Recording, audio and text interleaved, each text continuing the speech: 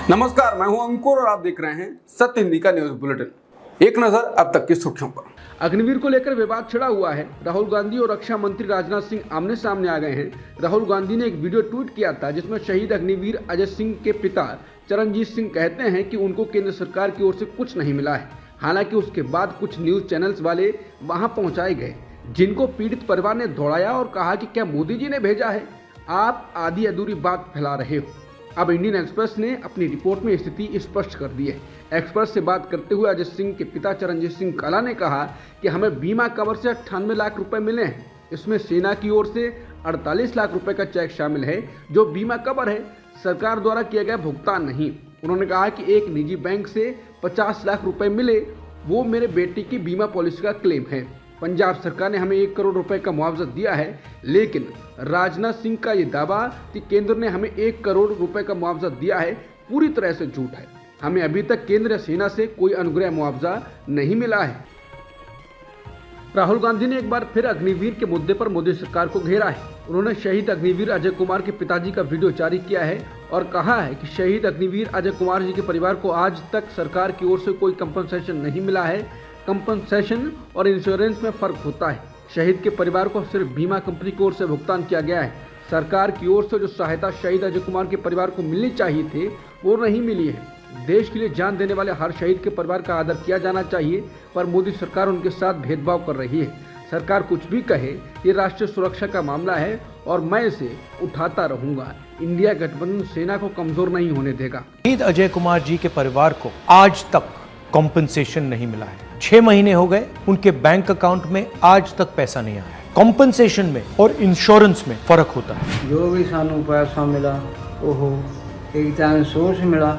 हमें जो बेटे का करा था ICICI बैंक से, है जी, एक जोड़ता इलाका फौज में सोर्स सिक्योरिटी जो भी होती है वो मिला है। कॉम्पनसेशन का पैसा उनके बैंक अकाउंट में नहीं आया है। आज तक उनको एक्स ग्रेशिया पेमेंट क्यों नहीं मिला? आज तक उनके बैंक अकाउंट में सैलरी अरियर्स का पैसा क्यों नहीं मिला? सेंट्रल गवर्नमेंट से कोई पैसा नहीं मिला। सारी सहूलतें मिलनी चाहिए, सानू पेंशन लगनी चाहिए, साडा कार्ड वगैरह भी बनना चाहिए, कैंटीन कार्ड बनना चाहिए। जो भी पैसा सरकार वाला रहिंदा साडा सेंटर सरकार या केंद्र सरकार ने, जिदा राजनाथ ने बयान दिता ही भी 1 करोड़ रुपया भेज दिया गया शहीदों के परिवारों को, हमें वो भी नहीं मिला। सच्चाई ये है कि आज हिंदुस्तान में 2 तरीके के शहीद हैं, एक नॉर्मल जवान और दूसरा अग्निवीर। शहीद दोनों होंगे, मगर एक को शहीद का दर्जा मिलेगा, दूसरे को शहीद का दर्जा नहीं मिलेगा। एक को पेंशन मिलेगी, दूसरे को पेंशन नहीं मिलेगी। एक को कैंटीन मिलेगी, दूसरे को कैंटीन नहीं मिलेगी। यह देश की सच्चाई है। अगर किसी ने देश के लिए अपनी जान दी है, उसका आदर होना चाहिए। सरकार जो भी कहना चाहती है कहे, सच्चाई ये है। सानू जी बिल्कुल न्याय चाहिए। सानू जो भी सहूलतां बन रही हैं वो मिलनियां चाहिए। देशवासियों, ये नेशनल सिक्योरिटी का मुद्दा है, सेना का मुद्दा है। इसको मैं उठाता रहूंगा। इंडिया गठबंधन सेना को कमजोर कभी नहीं होने देगा। धन्यवाद। कांग्रेस ने कहा है कि आगरा के एयरफोर्स कैंपस में अग्निवीर श्रीकांत चौधरी ने गोली मारकर आत्महत्या कर ली। ये बेहद दुखद है। इससे पहले भी अग्निवीर योजना से जुड़े जवानों की आत्महत्या की खबरें आती रही हैं। पिछले साल अक्टूबर में अग्निवीर अमृतपाल सिंह ने जम्मू कश्मीर में ड्यूटी के दौरान आत्महत्या कर ली थी। इसके 1 महीने बाद नवंबर में ही अग्निवीर की ट्रेनिंग ले रहे अपर्णा नायर ने आत्महत्या कर ली थी। अग्निवीर योजना से जुड़े जवानों के ये मामले गंभीर हैं। आखिर ये जवान किस दबाव में काम कर रहे हैं, क्यों आत्महत्या को मजबूर हो रहे हैं, इसकी जांच होनी चाहिए। कांग्रेस सांसद और नेता विपक्ष राहुल गांधी ने आज नई दिल्ली रेलवे स्टेशन पर लोको पायलट्स से मुलाकात की। इस दौरान उन्होंने लोको पायलट्स का हालचाल पूछा, साथ ही उनकी समस्याएं भी सुनी। इस मुलाकात को लेकर कांग्रेस ने कहा कि राहुल गांधी ने पूरे भारत से लगभग 50 लोको पायलटों से मुलाकात की। उन्होंने अपनी समस्याएं बताईं। लोको पायलट्स ने अपर्याप्त आराम की शिकायत की। वो घर से बहुत दूर लंबी दूरी की ट्रेनें चलाते हैं और अक्सर पर्याप्त ब्रेक के बिना उन्हें ड्यूटी पर लगाया जाता है। इससे बहुत तनाव होता है और एकाग्रता में कमी आती है, जो दुर्घटनाओं का एक प्रमुख कारण है। विशाखापट्टनम हादसे को लेकर हुई हालिया जांच समेत कई रिपोर्ट्स में रेलवे ने इस बात को स्वीकार किया है। टीएमसी सांसद महुआ मोइत्रा द्वारा राष्ट्रीय महिला आयोग की अध्यक्ष रेखा शर्मा के खिलाफ की गई टिप्पणी पर विवाद हो गया है। दरअसल रेखा शर्मा हाथरस भगदड़ कांड में जान गंवाने वालों के परिजनों से मिलने गई थी। महुआ ने इसी को लेकर कटाक्ष किया था। बता दें कि जब रेखा शर्मा हाथरस के घटनास्थल पर जायजा लेने पहुंची तो उनके पीछे एक शख्स छाता लिए हुआ था। इस पर वरिष्ठ पत्रकार निधि राजदान ने एक्स पर पूछा था कि शर्मा ने खुद छाता क्यों नहीं पकड़ा। महुआ ने राजदान के पोस्ट को शेयर करते हुए लिखा, वो अपने बॉस का पायजामा थामने में व्यस्त थी। इसके बाद आयोग ने कहा है कि महिला आयोग इन अपमानजनक टिप्पणियों की कड़ी निंदा करता है और महुआ मोहित्रा के खिलाफ सख्त कार्रवाई का अनुरोध करता है। साथ ही आयोग ने महुआ मोहित्रा के खिलाफ एफआईआर दर्ज की जानी चाहिए की बात कही। राष्ट्रीय महिला आयोग ने कहा है कि 3 दिनों के भीतर आयोग को विस्तृत कार्रवाई रिपोर्ट भेजी जानी चाहिए। इसके बाद महुआ ने कहा है कि चलो भी दिल्ली पुलिस कृपया इन स्वतः संज्ञान आदेशों पर तुरंत कार्रवाई करें। अगर आपको अगले 3 दिनों में मेरी तुरंत गिरफ्तारी करनी हो तो मैं नादिया में हूँ और मैं अपना छाता खुद पकड़ सकती हूँ। इसके साथ ही महुआ ने रेखा शर्मा के पुराने अभद्र ट्वीट्स को निकालकर ट्वीट किया और कहा कि और दिल्ली पुलिस जब आप इस पर हो तो क्या आप कृपया अपने नए अधिनियम के तहत किसी अन्य सिलसिलेवार अपराधी के खिलाफ एफआईआर दर्ज कर सकते हैं। मैं अपनी पुरानी छतरी पर कर सकती हूँ। बीजेपी के प्रवक्ता शहजाद पूनावाला ने टीएमसी नेता महुआ मोहित्रा के बयान को बेहद अभद्र, आपत्तिजनक और शर्मनाक बताया।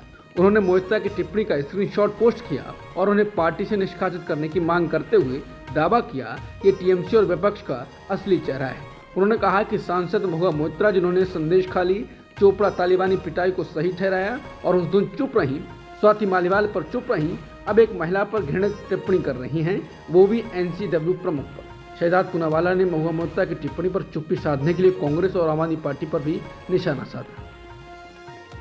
टीएमसी सांसद महुआ मोहित्रा ने खबर ट्वीट की है जिसके अनुसार राजस्थान की बीजेपी सरकार ने न्यूज एजेंसी एनआई के लिए कुछ गोलमाल किया है। महुआ मोहित्रा ने ट्वीट कर कहा है कि कपटपूर्ण बोली में हेरा फेरी। एनआई ने भाजपा शासित राज्य राजस्थान में बिजनेस एक ही परिवार की 2 कंपनियों के साथ प्रतिस्पर्धा करके जीता। महुआ ने कहा कि मोदी का परिवार कई अवतारों में है। द वायर की रिपोर्ट के अनुसार समाचार एजेंसी एनआई पर मालिकाना हक रखने वाली company NI media private limited को राजस्थान सरकार के कार्यक्रमों की लाइव स्ट्रीमिंग का ठेका मिला है। सरकारी वेबसाइट पर उपलब्ध दस्तावेज से पता चलता है कि इस ठेके को पाने के लिए 2 और कंपनियों ने बोली लगाई थी, लेकिन सफलता एनआई मीडिया प्राइवेट लिमिटेड को मिली। दिलचस्प है कि एनआई के अलावा बोली लगाने वाली 2 अन्य कंपनियों के निदेशक भी वही लोग हैं जो एनआई के निदेशक हैं। इतना ही नहीं, इन तीनों कंपनियों के डाक पते भी एक दूसरे से जुड़े हुए हैं।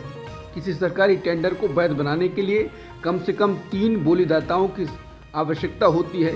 इस टेंडर प्रक्रिया में केवल 3 बोलीदाता थे और सभी एक दूसरे से बहुत करीब से जुड़े हुए हैं। इस प्रक्रिया ने ठेके का औचित्य, हितों के टकराव और अन्य अनियमितताओं के सवाल उठा दिए हैं। तीनों कंपनियों के निदेशकों और प्रबंध निदेशकों के बीच घनिष्ठ संबंध हैं। उनके डाक पते एक दूसरे से जुड़े हुए हैं। ये सब हितों के टकराव की ओर इशारा करते हैं। ऐसे में ये सवाल उठता है कि क्या राजस्थान सरकार ने एनआई मीडिया को अनुबंध देने से पहले अपनी उचित जांच की थी? आखिरकार इस तरह के अनुबंध में जनता का पैसा शामिल होता है। समाचार एजेंसी एनआई ने समाचार एजेंसी पीटीआई के खिलाफ दिल्ली हाईकोर्ट में कॉपीराइट उल्लंघन का मुकदमा दायर किया है, जिसमें आरोप लगाया गया है कि उनका कंटेंट चोरी कर लिया गया। जस्टिस मनी पुष्करना ने आज मामले की सुनवाई की और मुकदमे में समन जारी किया। एएनआई ने पीटीआई पर उसके कैमरा पर्सन द्वारा शूट किए गए एक वीडियो को अवैध रूप से सोशल मीडिया प्लेटफॉर्म एक्स पर दिखाने का आरोप लगाया। एएनआई का दावा है कि यह वीडियो उसके कैमरा पर्सन द्वारा नई दिल्ली से दरभंगा की उड़ान में एक यात्री के इंटरव्यू के रूप में शूट किया गया। अत्यधिक गर्मी की स्थिति में यात्रियों को काफी समय तक बिना एयर कंडीशनिंग के विमान में इंतजार करना पड़ा था। दूसरी ओर पीटीआई की ओर से पेश वरिष्ठ अधिवक्ता राजशेखर राव ने कहा कि समाचार एजेंसी 24 घंटे के भीतर विवादित वीडियो हटाने को तैयार है। वहीं एएनआई ने मुआवजे की भी मांग की है। पीटीआई द्वारा कॉपीराइट उल्लंघन के कारण हुए नुकसान के लिए 2 करोड़ 10 लाख रुपए मांगे गए हैं। आज राष्ट्रपति द्रौपदी मुर्मू ने राष्ट्रपति भवन में जवानों को सैन्य पुरस्कार से सम्मानित किया।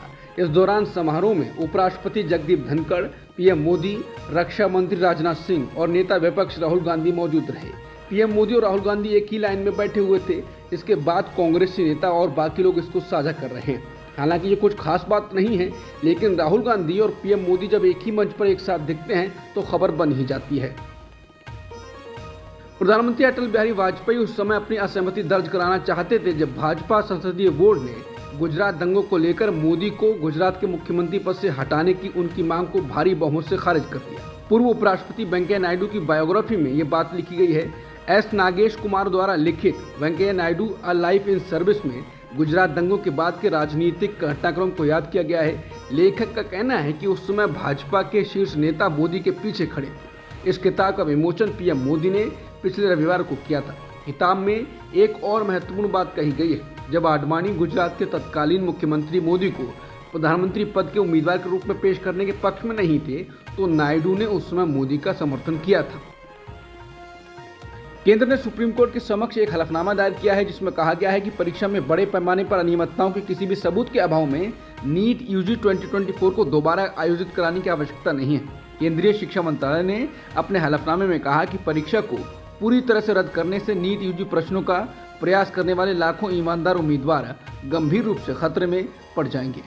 केंद्र सरकार ने अपनी प्रवेश परीक्षाओं की शुचिता सुनिश्चित करने में मदद के लिए राज्यों से संपर्क साधा। गृह सचिव अजय भल्ला ने सभी राज्यों के चीफ सेक्रेटरी और डीजीपीज के साथ बैठक की। बैठक के दौरान सूत्रों ने कहा कि भल्ला ने राज्यों से अनुरोध किया कि वो अपने अपने राज्यों में परीक्षाओं की निगरानी के लिए एडिशनल लेयर होनी चाहिए, जिसमें एक सिविल और एक पुलिस ऑब्जर्वर नियुक्त किया जाए। उन्होंने कहा कि एक ऑब्जर्वर पर यह सुनिश्चित करने की जिम्मेदारी होती है कि परीक्षा निष्पक्ष और किसी भी कदाचार से मुक्त हो। आज आरजेडी के राष्ट्रीय अध्यक्ष लालू प्रसाद यादव ने कहा कि पीएम मोदी के नेतृत्व वाली सरकार बहुत कमजोर है। इस साल अगस्त तक ही ये सरकार चलेगी। मैं पार्टी के सभी कार्यकर्ताओं से तैयार रहने की अपील करता हूं, क्योंकि चुनाव कभी भी हो सकते हैं। दिल्ली में मोदी सरकार बहुत कमजोर है और ये अगस्त तक गिर सकती है। वहीं तेजस्वी यादव ने पिता के बयान पर सहमति जताते हुए कहा कि केंद्र की सरकार 5 साल तक नहीं चलेगी। बिहार में लगातार गिर रहे पुलों पर आरजेडी नेता और पूर्व डिप्टी सीएम तेजस्वी यादव ने बिहार की डबल इंजन सरकार पर हमला बोला। तेजस्वी यादव ने कहा कि जब से नीतीश कुमार बिहार के मुख्यमंत्री बने हैं, उसके बाद से 18 महीने को छोड़कर बाकी समय तक जेडीयू के पास ही ग्रामीण विकास विभाग रहा है। उन्होंने कहा कि जब हमारे पास ये मंत्रालय था, तब विभाग के पास पैसे ही नहीं थे। हमें पैसे मिले तो हम केवल पुलों को मंजूरी दे पाए थे। पुलों का निर्माण उसके बाद शुरू हुआ होगा। बिहार में पेपर लीक हो रहे हैं, पुल गिर रहे हैं। यहाँ की डबल इंजन सरकार में एक इंजन भ्रष्टाचार और एक अपराध में लगा हुआ है। बता दें, बिहार में नए पुल और निर्माणाधीन पुलों के गिरने का सिलसिला लगातार बना हुआ है। राज्य में पिछले करीब 15 दिनों में 10 से ज़्यादा पुल नए और पुराने गिर चुके हैं। बिहार में पुलों का गिरने का सिलसिला लगातार जारी है। विपक्ष लगातार डबल इंजन की सरकार को घेर रहा है। इस बीच अब बिहार सरकार ने एक्शन लिया। लापरवाही के चलते 15 इंजीनियर्स को सस्पेंड कर दिया गया है, जिसमें जल संसाधन विभाग की 11 और ग्रामीण कार्य विभाग के 4 इंजीनियर शामिल थे। साथ ही सरकार ने 2 पुल बनाने वाली कंपनियों को कारण बताओ नोटिस जारी किया है। इसमें पूछा गया है कि उन्हें ब्लैक लिस्ट क्यों न किया जाए। लोकसभा में विपक्ष के नेता राहुल गांधी हाथरस पहुंचे। उन्होंने भगदड़ में मारे गए लोगों के परिजनों से मुलाकात की। मुलाकात के बाद उन्होंने कहा कि कई लोगों की जान चली गई है। मैं इसे राजनीतिक चश्मे से नहीं कहना चाहता, लेकिन प्रशासन की कमी तो है, इसका पता लगाना चाहिए। सबसे महत्वपूर्ण बात यह है कि इन लोगों को मुआवजा मिलना चाहिए। उन्होंने कहा कि हाथरस हादसे के पीड़ित परिवारों को सही मुआवजा मिलना चाहिए। ये लोग गरीब परिवार से हैं, मुश्किल समय से हैं, इनके लिए मुआवजा ज़्यादा से ज़्यादा मिलना चाहिए। यूपी के सीएम से विनती करता हूं कि दिल खोलकर मुआवजा दें। गरीब लोग हैं, इनको इतनी ज़रूरत है। उन्होंने ये भी कहा कि समय पर मिलना चाहिए। जल्दी सुबह ही दिल्ली से निकलकर हाथरस पहुंचने की वीडियो डालकर लोग कह रहे हैं कि ऐसा लग रहा है कि राहुल गांधी ही पीएम है। हाथरस में पीड़ितों से राहुल गांधी मिले। इसके बाद हादसे की पीड़ित ने कहा कि राहुल जी ने हमारी बात सुनी, उनकी आंखों में आंसू थे। नेता ऐसा ही होना चाहिए जो पीड़ितों से मिले, उनके बारे में सोचे। बता दें, राहुल गांधी का एक वीडियो सोशल मीडिया पर काफी चल रहा है, जिसमें पीड़ित परिवारजनों ने उनके बैठने के लिए स्टूल रखा था और खुद जमीन पर बैठे थे। इसके बाद जब राहुल गांधी वहां पर पहुंचते हैं तो सबसे पहले स्टूल हटाते हैं और उनके बराबर में बैठ जाते हैं। उत्तर प्रदेश के हाथरस में सत्संग के दौरान मची भगदड़ का मामला सुप्रीम कोर्ट पहुंच गया है। शीर्ष अदालत में जनहित याचिका दायर कर मांग की गई है कि सुप्रीम कोर्ट के रिटायर्ड जज की अध्यक्षता में घटना की जांच करवाई जाए। सुप्रीम कोर्ट में शुक्रवार को इस याचिका पर जल्द सुनवाई की मांग को लेकर मेंशन किया गया। कोर्ट ने कहा कि इस मामले में मुख्य न्यायाधीश डीवाई चंद्रचूड़ को अवगत करवाया जाए। दिल्ली हाईकोर्ट ने 5 जुलाई को सीबीआई द्वारा दर्ज भ्रष्टाचार के मामले में मुख्यमंत्री अरविंद केजरीवाल की जमानत याचिका पर सीबीआई से जवाब देने को कहा। जस्टिस नीना बंसल कृष्णा ने जमानत याचिका पर सीबीआई को नोटिस जारी किया और इसे 17 जुलाई को आगे की सुनवाई के लिए सूचीबद्ध किया। केजरीवाल का पक्ष रख रहे वरिष्ठ वकील अभिषेक मनु सिंघवी ने कहा कि आप नेता के भागने का खतरा नहीं है और वो आतंकवादी नहीं है और ईडी के मनी लॉन्ड्रिंग मामले में जमानत मिलने के बाद सीबीआई ने उन्हें गिरफ्तार कर लिया है। बीआरएस पार्टी को एक बड़ा झटका देते हुए गुरुवार आधी रात उसके 6 विधान परिषद यानी एमएलसी सदस्य कांग्रेस में शामिल हो गए। जुबली हिल्स पर हुए इस घटनाक्रम में तेलंगाना के मुख्यमंत्री ए रेवंत रेड्डी और एआईसीसी प्रभारी दीपा दास मुंशी उपस्थित थे। बीजेपी ने कई राज्यों के लिए अपने नए प्रभारियों का ऐलान कर दिया है। बीजेपी ने हरियाणा चुनाव से पहले सतीश पूनिया को हरियाणा का प्रभारी बनाया है। वहीं पंजाब की जिम्मेदारी गुजरात के पूर्व सीएम विजय रूपानी को दी गई है। इसके अलावा ओडिशा, झारखंड, कर्नाटक को लेकर भी प्रभारी का ऐलान कर दिया गया है। लोकसभा चुनाव के नतीजों और कुछ राज्यों में होने वाले विधानसभा चुनाव से पहले से बड़ा बदलाव माना जा रहा है। बिहार की जिम्मेदारी प्रभारी विनोद तावड़े के पास रहने वाली है। वहीं हिमाचल प्रदेश के प्रभारी श्रीकांत शर्मा रहने वाले हैं। छत्तीसगढ़ का प्रभारी इस बार नितिन नवीन को बनाया गया है। इसी कड़ी में चुनावी राज्य झारखंड के प्रभारी लक्ष्मीकांत वाजपेयी को बना दिया गया है।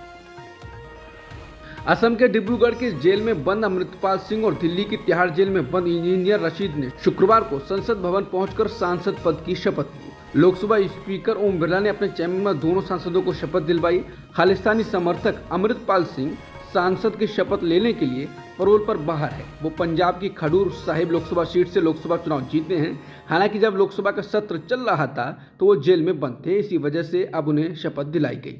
असम में बाढ़ की स्थिति लगातार खराब होती जा रही है। पिछली रात से अब तक बाढ़ से 6 और लोगों की मौत हो गई है, जिसके बाद मरने वालों की संख्या 52 हो गई है। बाढ़ से 29 जिलों में 21 लाख से ज्यादा लोग प्रभावित हुए हैं। राज्य में प्रमुख नदियां खतरे के निशान से ऊपर बह रही हैं।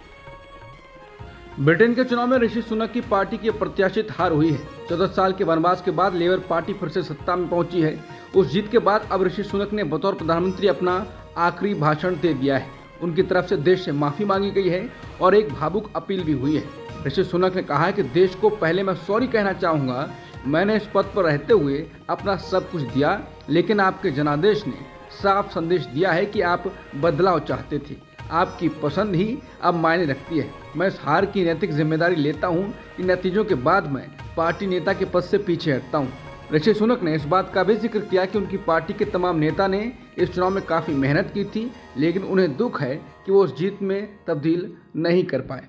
ब्रिटेन के चुनाव में जीत के बाद कियर स्टारमर ने कहा कि हमने कर दिखाया है। आपने इसके लिए अभियान चलाया, आपने इसके लिए लड़ाई लड़ी, आपने इसके लिए वोटिंग की और अब वो घड़ी अब पहुंची है। बदलाव यहीं से शुरू होता है और मैं अगर ईमानदारी से कहूं तो मुझे बहुत अच्छा लग रहा है।